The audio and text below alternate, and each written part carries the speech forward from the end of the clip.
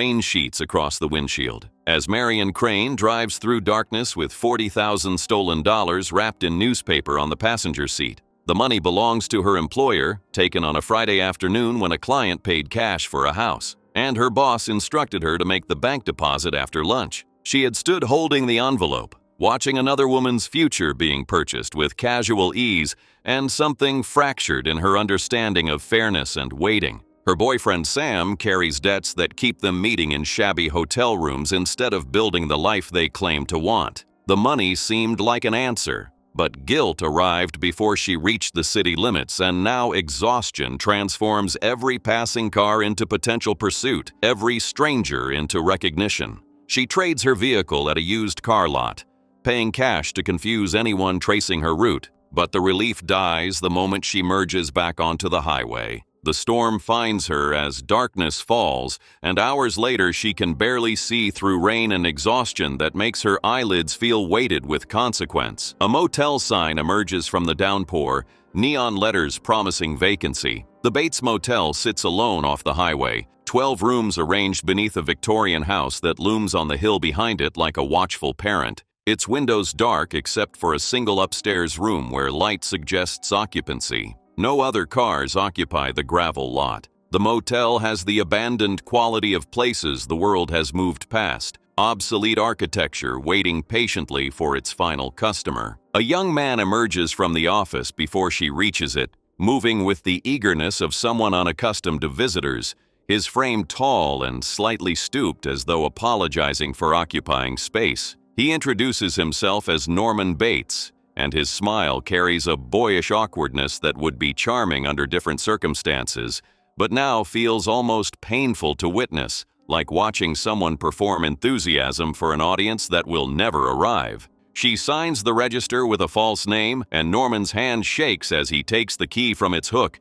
chattering about how the highway moved and took the traffic with it, how the motel used to thrive before progress made it irrelevant. His nervousness seems genuine rather than suspicious, and Marion finds herself relaxing incrementally. Norman offers dinner if she gets hungry, mentions his mother rarely has visitors. The mention comes with a subtle straightening that suggests pride mixed with something that might be obligation or fear. Marion thanks him and retreats to room 1, locking the door with relief that feels disproportionate to the threat level of a nervous motel clerk. She sits on the bed and counts the money again, the ritual serving no purpose except to remind her this is real, that she has actually done this. Her hands shake as she wraps the bills back in newspaper. She finds herself thinking about Sam, about whether he would still love her if he knew what she was capable of. The question exhausts her more than the driving has, and she decides that eating might help. Norman seems delighted when she accepts his invitation, leading her up the path to the house with a gait that suggests he has walked this route 1,000 times, but never with someone following behind, never with the pleasure of company. The parlor where he serves sandwiches is filled with birds, taxidermy specimens arranged on every surface with precision that suggests deep investment, their glass eyes catching lamplight in ways that make them seem almost alive, almost watching, almost capable of bearing witness. He explains that stuffing birds is his hobby, that he learned when his father died, that there is something peaceful about preserving things in the exact moment before decay claims them. The tenderness in his voice stands in sharp contrast to the violence required to create these permanent deaths. Norman confesses he does not kill the birds himself, merely finds them after fate has finished with them, then arrests their deterioration through chemicals and careful positioning. The admission somehow makes the hobby more unsettling rather than less. Their conversation drifts toward mothers and obligations. Norman speaks of his parent with complexity that suggests years of careful negotiation between love and resentment, between duty and desire. His mother is ill, he explains with careful neutrality that implies volumes, both physically and mentally compromised in ways that require constant vigilance that have prevented him from living any life beyond the boundaries of this property. He speaks of her with a strange mixture of protectiveness and frustration, defending her in one breath and seeming almost resentful in the next. When Marion suggests institutions exist that could help, that could provide professional care while allowing him to reclaim some portion of his own life. Norman's face closes like a door slamming. He tells her in a voice gone suddenly cold that people always mean well when they suggest putting loved ones away, but that we all go a little mad sometimes, and madness does not revoke a person's right to be cared for by those who claim to love them. The intensity startles her into silence. Norman seems to realize he has overstepped, has revealed too much, and he relaxes back into boyish enthusiasm with visible effort. She returns to her room feeling more unsettled than when she left it, though she cannot pinpoint why a lonely young man caring for his invalid mother should inspire anything but sympathy. Something about the house and the birds and the way Norman spoke of his mother suggests depths she does not wish to explore. The money calls from where she hid it in the newspaper, and she makes a decision that feels both courageous and terrifying. She will return it, will face whatever consequences await in Phoenix, will choose to be the kind of person who corrects their mistakes rather than running from them indefinitely. The relief nearly buckles her knees. She realizes the weight she has been carrying was never the money itself, but the person she was becoming by keeping it. She decides to shower before sleeping, to wash away the road and the fear and the version of herself that thought theft was an answer. The bathroom is small and clean, the shower curtain decorated with flowers faded to pale ghosts. Marion undresses slowly, her movements deliberate, each garment she removes feeling like a layer of the past 48 hours being discarded. The water runs hot and steady. She steps under the spray with eyes closed, letting heat work into muscles tensed against disaster for so long they have forgotten any other state. Steam fills the small room, and for the first time since taking the money, Marion allows herself to imagine a future that does not end in arrest or shame, allows herself to believe confession and restitution might lead somewhere other than ruin. The shower curtain tears open. A figure stands backlit, features obscured by shadow and steam, one arm raised high with something that catches the light. The knife descends again and again with mechanical precision, each impact accompanied by sounds that should not exist. Marion's mouth opens, but the scream seems to come from somewhere outside her body. She clutches at the curtain as she falls,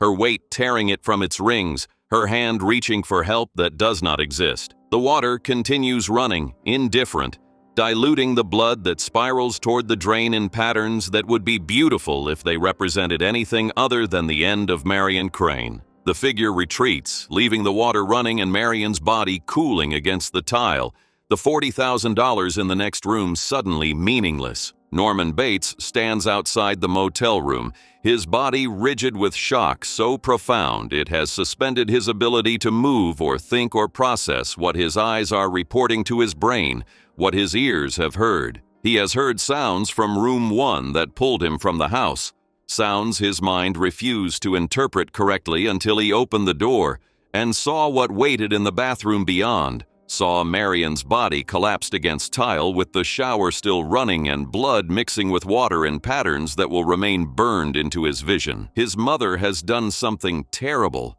something unforgivable, something that transforms their shared existence from tragic to monstrous, and his first coherent thought is not horror at the death itself, but terror at what will happen to her if anyone discovers this, if anyone connects her to this crime, if anyone decides the woman he has devoted his life to protecting deserves punishment rather than pity. The realization that he must hide this, must contain it, must prevent the world from learning what his mother is capable of, arrives with such clarity it bypasses all normal mechanisms of moral deliberation. He moves with the efficiency of someone who has spent years containing his mother's outbursts and ensuring the world sees only what it needs to see, never guessing he has been preparing for this moment through all those smaller rehearsals of concealment. The body must be dealt with, evidence concealed, the bathroom restored. Norman wraps Marion in the shower curtain with hands that shake but do not stop,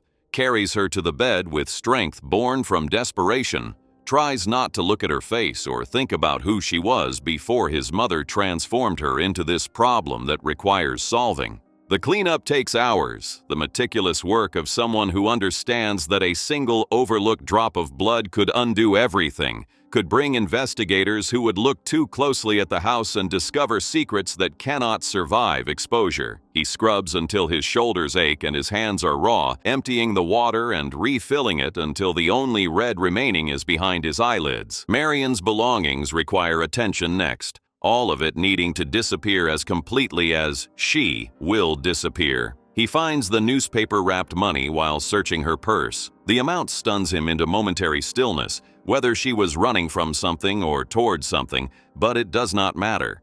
She is past the point where her story continues. The car becomes a coffin, Marion's body placed in the trunk with everything that belonged to her, everything that might connect her to this place. Norman drives to the swamp behind the motel, a tract of dark water that has served as graveyard for other inconvenient objects over the years, and positions the vehicle at the edge where ground slopes sharply down. The swamp begins its work immediately, the car's front wheels sinking into mud that yields like it has been waiting. He watches with a fascination that horrifies him, unable to look away despite the voice in his head screaming he should run. Headlights glow beneath the surface for a moment, creating an eerie underwater illumination that makes the swamp look almost beautiful. Before that too disappears, and only the roof remains visible as a dark island before succumbing. The car settles into mud with a sound like a sigh. Norman stands in darkness, listening to the swamp adjust to its new occupant,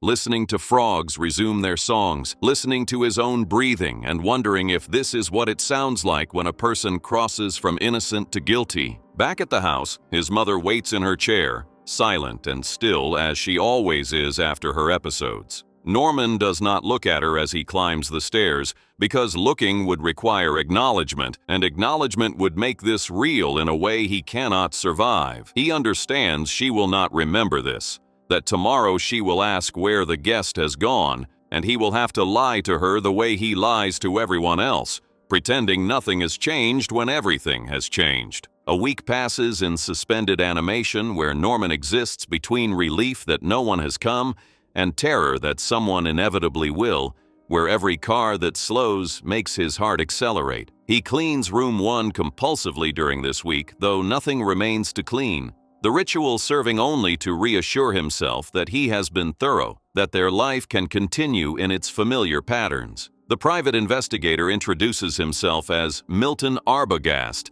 a man with weathered face and knowing eyes. He asks about a woman traveling alone with stolen money. Norman denies everything with sincerity that comes from a lifetime of practice. Arbogast nods while his eyes catalog every detail of Norman's face for later analysis. The investigator returns with more questions, pressing harder about the timeline. Norman maintains his story with increasing desperation. Arbogast asks about the house, about whether anyone else lives here. Norman explains about his mother, about her illness, about how she sees no one. Arbogast requests to speak with her anyway. Norman refuses with vehemence that surprises them both, the word no emerging with such force it shifts something in the investigator's assessment. That night, Arbogast returns without announcing himself, approaching the house with determination. Norman watches from the office window as the investigator climbs the porch steps and enters through the unlocked front door.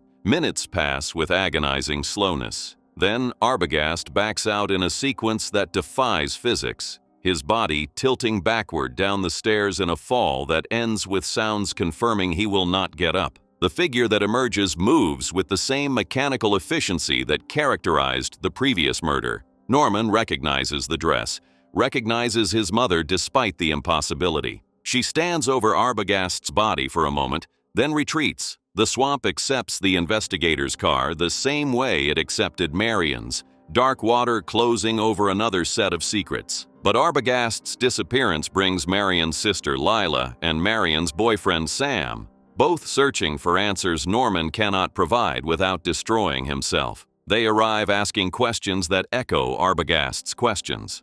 Lila does not believe him. She asks about his mother with suspicion that suggests she understands more than she should. The sheriff provides no help, explaining that Norman's mother died 10 years ago, was buried after being poisoned along with her lover by parties unknown. This information sends Lila and Sam back to the motel with dangerous determination. Norman watches them search the office, watches Lila break away, and run toward the house with purpose that cannot be stopped. Norman chases her, trying to intercept her before she reaches the basement, but Sam tackles him in the office. Lila descends stairs into darkness and finds what waits below. Her scream tears through the afternoon with clarity that seems to reach all the way to Phoenix. She has found Mother, the corpse Norman has preserved for a decade. The physical evidence that his mother could not have killed anyone because his mother has been dead for 10 years. The police arrive and search the house. They find the dress, the wig, evidence that Norman has been maintaining the illusion through performance and delusion. In the cellar, they find Marion and Arbogast. In the swamp, they will find the cars. The psychiatrist explains it with clinical precision that somehow makes the horror more rather than less profound, his voice carrying the detached professionalism of someone who has studied how human minds fracture and reassemble themselves. Norman murdered his mother and her lover a decade ago in jealous rage, unable to tolerate the intrusion into their hermetically sealed relationship, unable to accept that his mother might have needs beyond her role as his parent. The murders were spontaneous and brutal, driven by emotions so intense they overwhelmed every prohibition Norman had internalized. But matricide is unbearable, the most unbearable of crimes, and Norman could not survive the guilt. His mind performed the ultimate act of self-preservation by erasing his role in her death and resurrecting her within his consciousness. He stole her corpse from the funeral home, replacing it with weights so the coffin would feel appropriately heavy, and hid the body in the fruit cellar where he could maintain it and preserve the illusion she had not departed. But physical preservation was not enough. Norman had to give his mother life again, had to create her not just as corpse, but as presence, as personality, and so he began to speak for her, think for her, become her. The mother personality was pathologically jealous because Norman, in creating her, had emphasized the aspects that justified his original crime, had constructed a version that was possessive and demanding. Therefore, whenever Norman felt attracted to another woman, whenever desire threatened to pull him away, the mother personality would emerge to eliminate the threat. This happened with Marion. Norman met her and was touched by her, aroused by her, and so the mother self took over and killed the girl who represented danger. After the murder, Norman returned as from deep sleep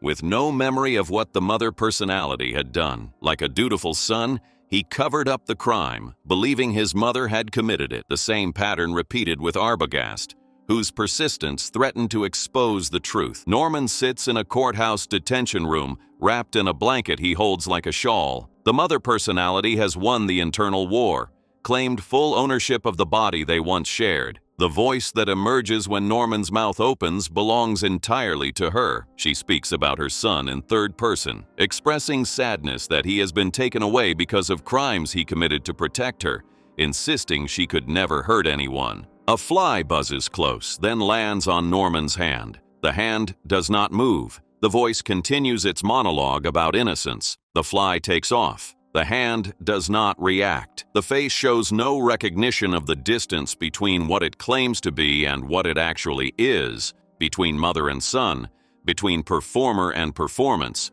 between the living and the dead who refuse to acknowledge their condition. In the swamp, Marion Crane's car emerges from dark water at the end of a tow truck's chain. $40,000 still wrapped in newspaper, still invisible. The theft that started everything revealed as the least significant crime in a tragedy defined by what we do. Wow, that was weird.